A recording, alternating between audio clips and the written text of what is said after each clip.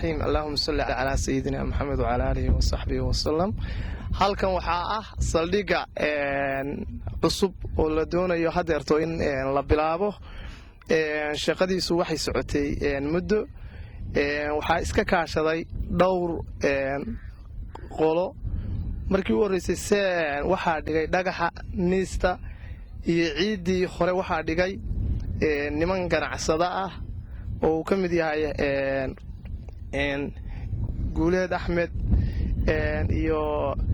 Idle Yuusuf Muuse iyo aniga oo halkan hawsha ka waday markii ay halka marisay iskoodiga waxa ku daray ururka Khawdo halka markii ay marisay hawshii waxay u baahatay cid baan wada hadalay waxayna ahayd ballantu in la saddex meeloodiyo oo loo meelood bixiso meel ganacsatadu bixiso laba meeloodna ay bixiso maamulku hawshaasu way dhaqaaq weeyday halkii maamulka baan meeshii buuxin marka waxaan doonaynaa inaan u sheegno ururka daryeel oo hormuudka ka yahay Cabdiraxmaan Cawladane inaan wax kasta oo laga qabanayo deegaanka iyo wixii baahiyo oo jirta inaan maadaama sida uu shaqeynayaan firfircoonidooda wax qabadka dalka ay u heelan yihiin markaan aragnay waxaan go'aansanay wax kasta oo baahiyo jira inaan la socodsiino saldhiga hadda waxaa jira dad dambiilayaal oo ku xidhan guryo saldhigii hore oo degmadu lahayd wuu burburay saldhig dambena lama samayn dalkana waad ogtihiin hadeerto dhibaatadu way iska badan tahay marka waxaan doonaynaa ururka daryeel inay ka soo qabtaan gacan ka soo geystaan saldhigan waxa weeye 40 weeye isweer waxa weeye uu ka kooban yahay oo la doonayaa marka hore in lagu sii shaqada lagu bilaabo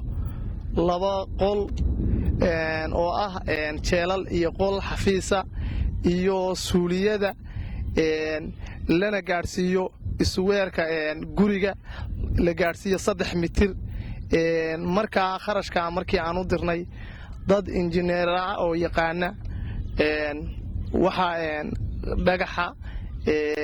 haddii aan la idmayo materiyaalaha niista wixii galaya waxaa la iskaga dhigay markii ay soo gudbiyeen qaayimada galaysa saldhiga waxa ay ku sheegeen 22,000 waxa weeye dhulku waa dhul aad u ballaaran waad u jeedaan inta uu ballac iyo dherer baleegyahay ha ahaatee waxaan doonaynaa wareega hore inaan ka qaadano inta lagama maarmaanka oo hadda mudan in lagu mutaaco oo aan laga maarmi karin sidaa darteed waxaan doonaynaa saldhiga ururka daryeel inay ka soo qayb qaataan oo wixii ay awoodaan ay ka soo hawlgalaan aad iyo aadna waa idinku mahad celinaynaa aad iyo aad baanu idin salaamaynaa khayr badan baan idin rajaynayaa marka waxaan doonaynaa wax kasta oo markaas aanu u baahano in wax naloogu kordhiyo waxaan u sheegaynaa ururada jira inay ka soo qayb qaataan siiba ururka daryeel waxaan doonaynaa intooda daacadda ah oo wax qabanaysa oo u heelan oo ay dhab ka tahay inay wax qabtaan oo ay danaha